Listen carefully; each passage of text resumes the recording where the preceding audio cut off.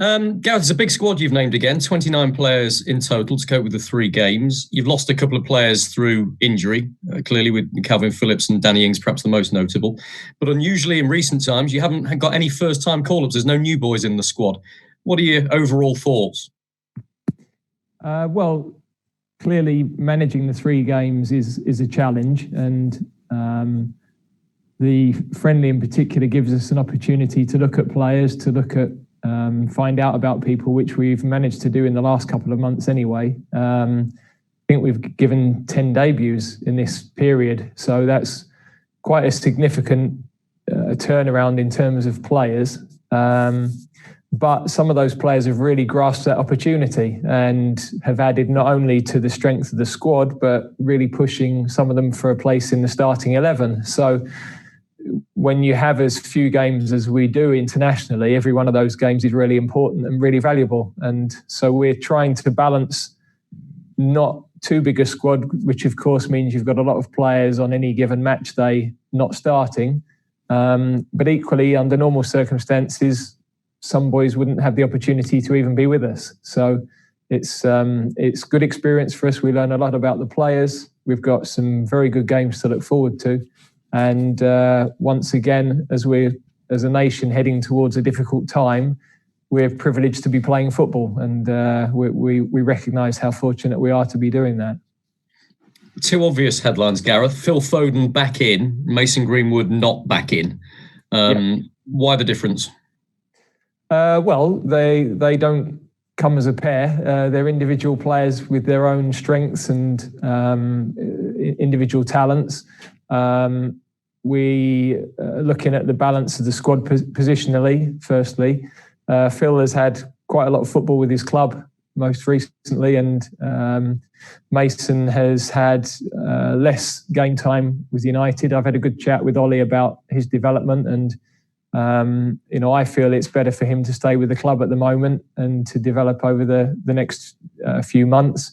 But they were both available. There's no sort of carryover from what happened in September. That's done. Both available for selection, and both are going to be very good players. There's no doubt about that. So the timeline this occasion is different for them, but they're now judged on the football, their development, how they're progressing. They're both in an area of the pitch where there's a lot of competition for places. So it's a real challenge for everybody in that area of the pitch. No Harvey Barnes, who was in the squad last time. What's happened there? What are you thinking there? Well, Foden coming back really is the key there. Again, we've got very good attacking players, and obviously Raheem and Marcus have been in those attacking wide areas for the last 18 months or so in our bigger games. But the likes of Sancho, Grealish, Mount, Foden, there's a lot of talent in that area of the pitch. We've got people like Callum Hudson-Odoi who've been with us, who at the moment not in our squad, but real strength in depth. It's one of those areas where we have got a lot of very good players. A little surprised to see Reece James in the squad, because clearly he can't play in either of the 2 competitive matches. Does that speak volumes about how impressed you were with him when he joined up last time? And were you not tempted by somebody maybe like Tariq Lamptey to come in and join you, who's been impressing for Brighton? I think Reece, I think Tariq's doing a good, progressing very well, and he'll, I'm pretty certain, be with the under-21s this time. Reece's game is at a very high level. We were very, very impressed with the way he trained every day, with the way he took his opportunity as a sub, and then with his performance against Denmark. I thought he was arguably our best player. So we wanted to keep him with us. He's of course got to learn from what happened at the end of that Denmark game. That's not acceptable, and it's cost him the opportunity to play in some of the qualifiers for us. But we were very, very impressed, as we have been, with his club form, and we think to be able to involve him in the game against Ireland is something we wanted to do. Gareth, England is, as you've alluded to in your first answer, is back in lockdown. So competitive matches aside, do you understand some of the criticisms that are coming in about whether a friendly game like this should be played, whether it should be actually taking place at all? Does it represent the right image to the country? That's what people have suggested. Of course, other nations are doing the same, but what are your thoughts?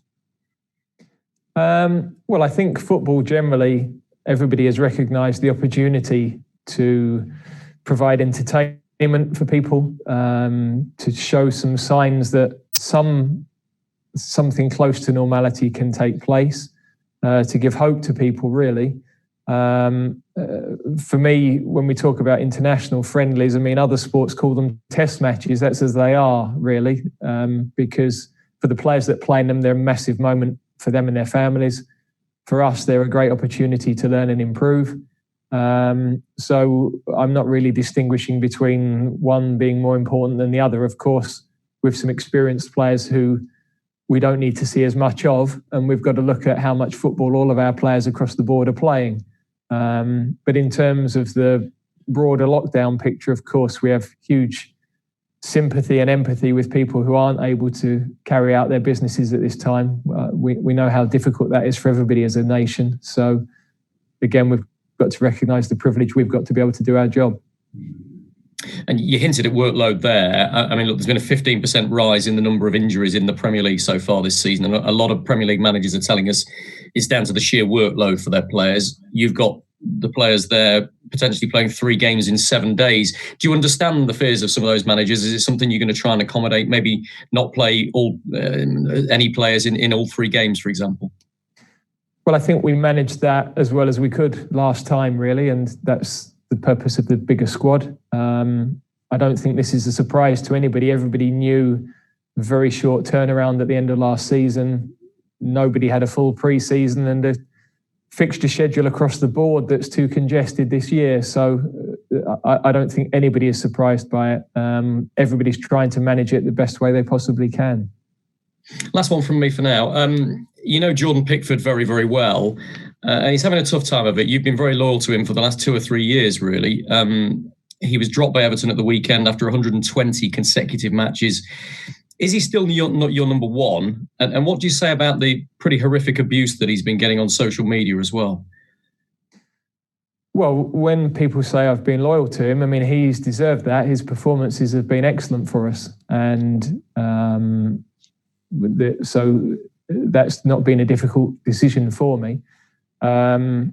We have some competition for places, but I'd have to say that there's nobody that I think is challenging seriously at the moment to push him out of that position. And so in terms of how his club are looking after him, he's got a hugely experienced manager there who's won everything in the game, and he's in a very good place with that.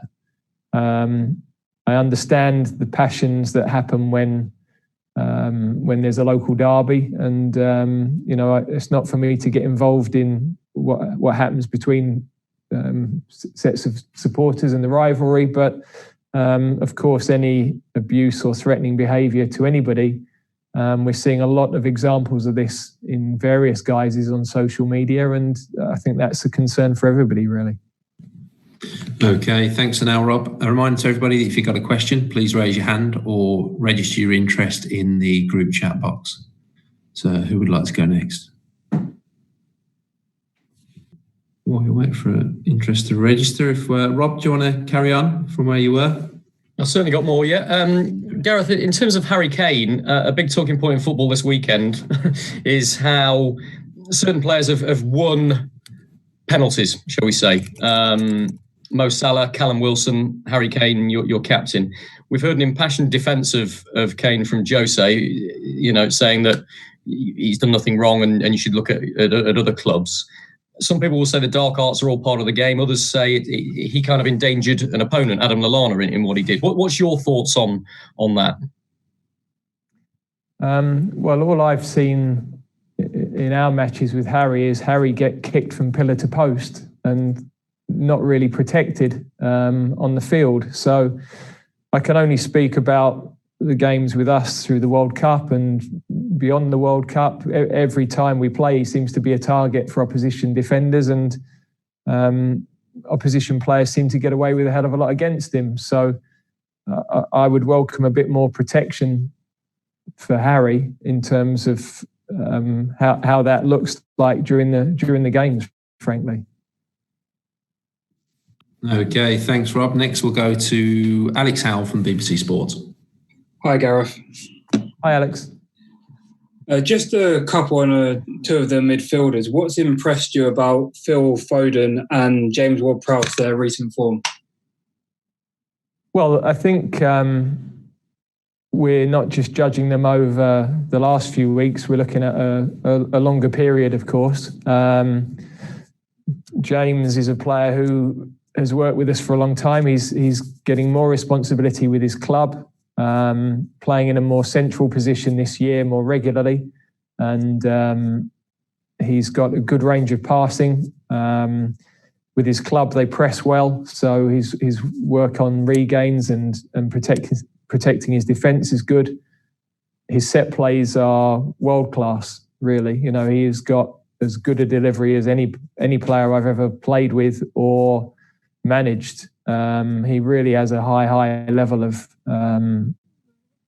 ability, as we saw with the 2 goals last weekend. I mean, as soon as the free kicks are given, you fancy him. You know the opposition are in trouble. So that's an incredible talent that he's got.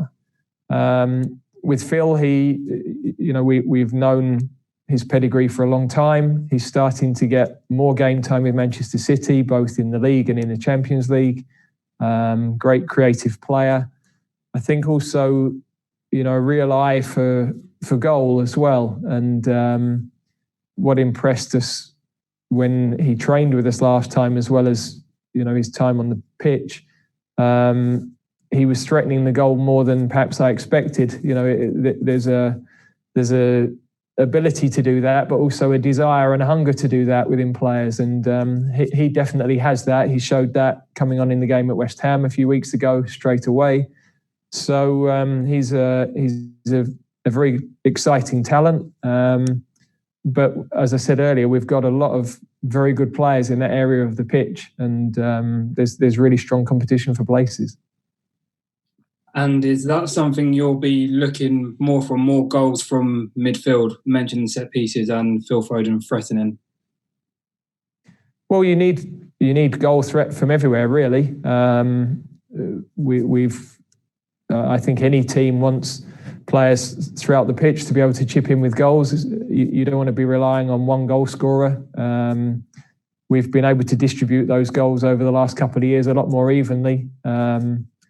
If we look at the last Nations League campaign and the Euro qualifiers, all of our forward players have been able to score. We've had defenders score a lot of goals from set plays. We've had midfield players score. So, we're fortunate that we've got players throughout the pitch who can chip in.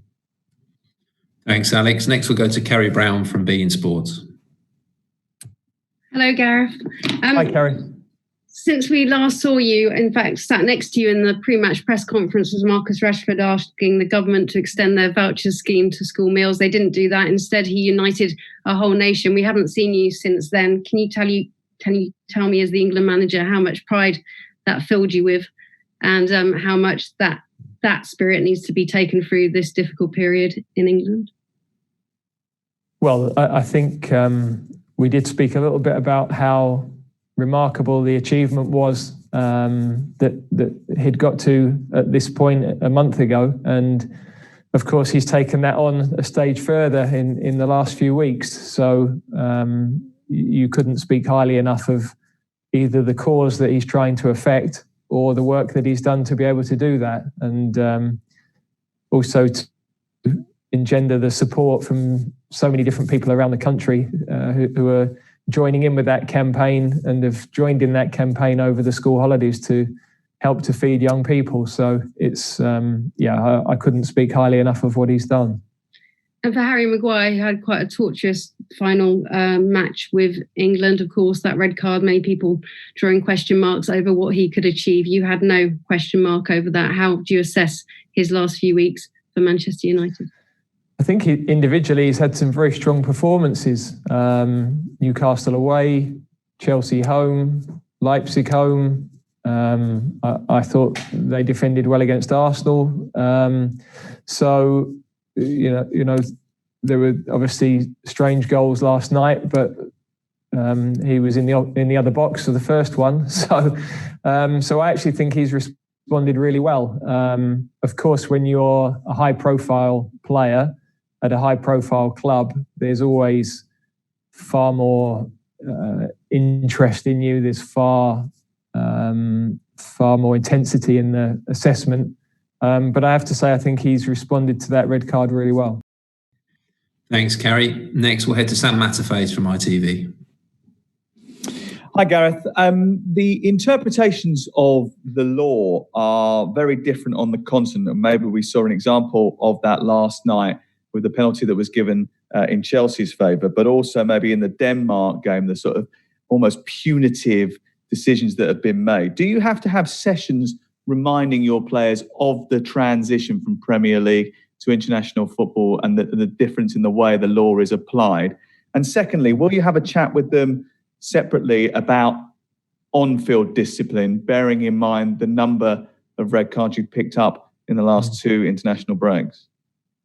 Yeah, when we took the under-21s over, we got a red card very early in our tenure, if you like, and we used that as an opportunity to talk to the players about tournaments past and how costly red cards have been.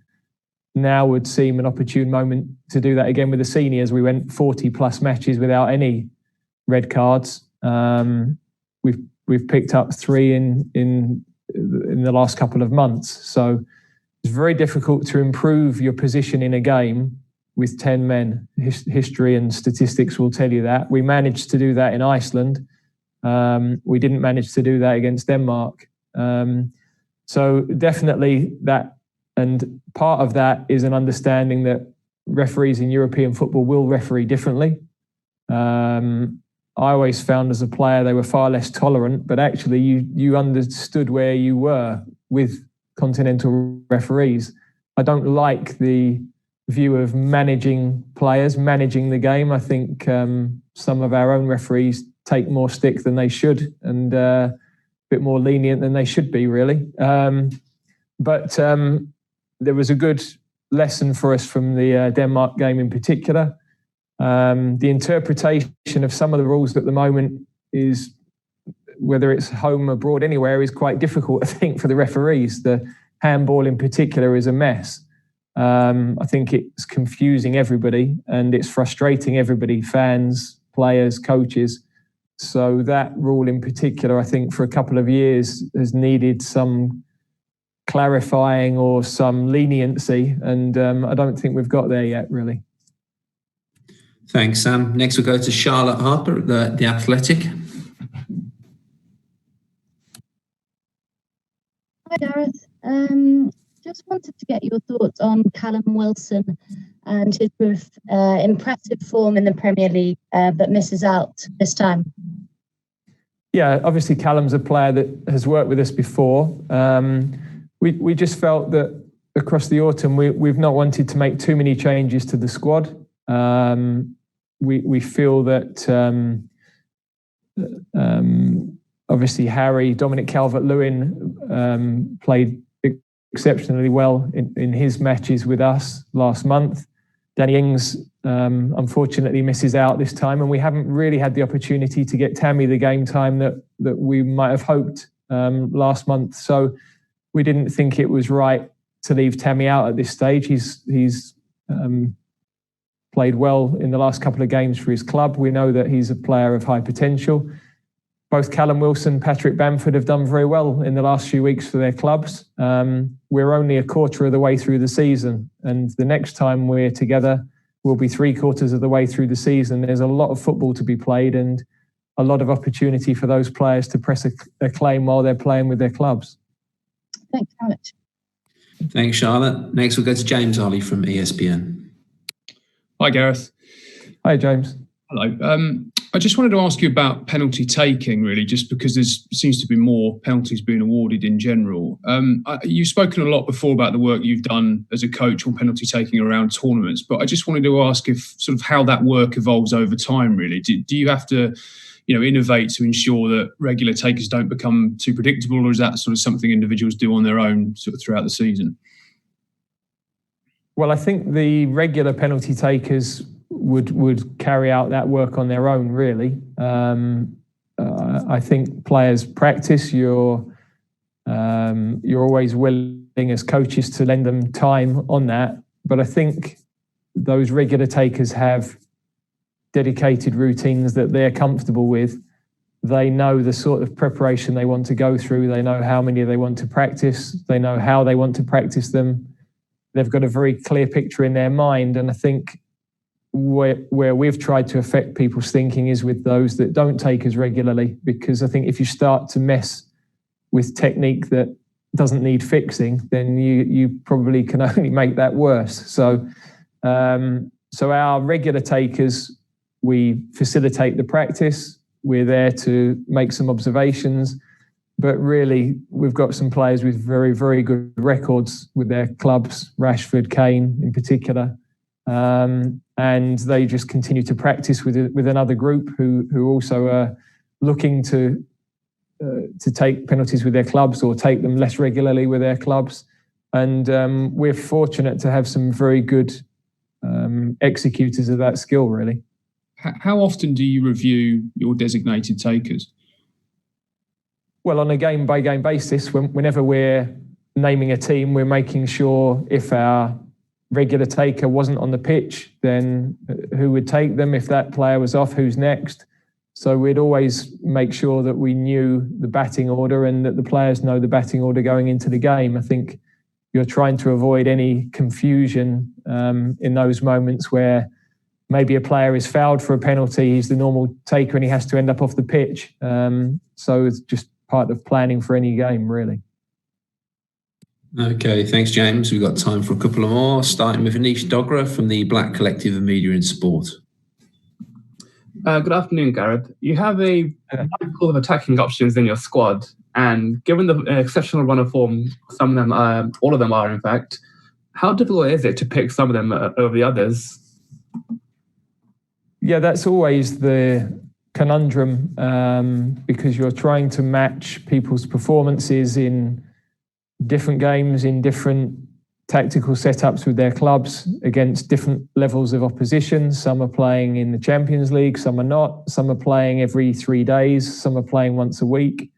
So it's always the hardest part, really, of selecting any squad and selecting every team. And there are players that at the moment might be slightly down the pecking order who in a few months' time could be playing better than anybody else in their position.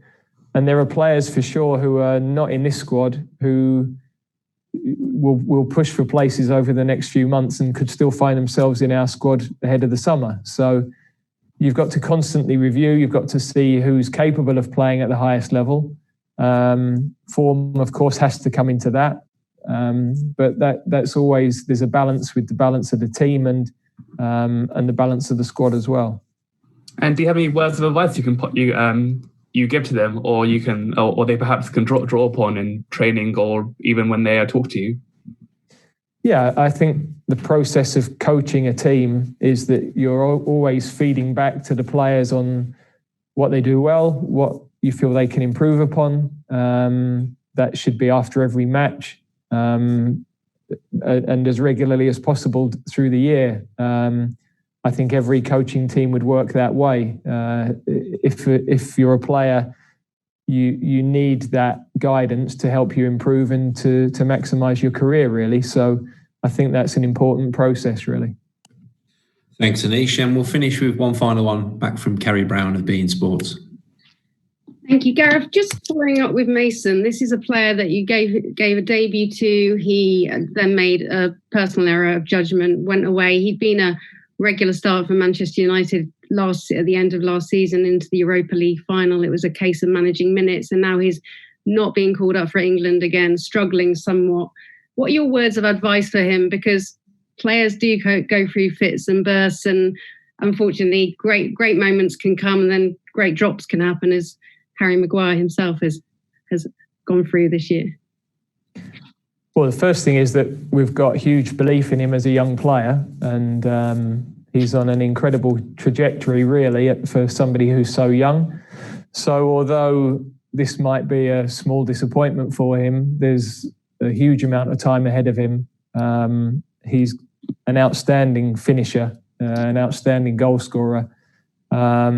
he's over the last couple of months not had a huge amount of football, but that's going to happen. This is an incredibly long season, and he had a very, very short break as well at the end of last season. So, he'll be resilient enough and is with a club that care for young players very well, deal with young players very well. They've managed his trajectory extremely well to this point, and I know they'll continue to do that. I've spoken with Ollie this week, and we're aligned on trying to help him to be the best player he possibly can be.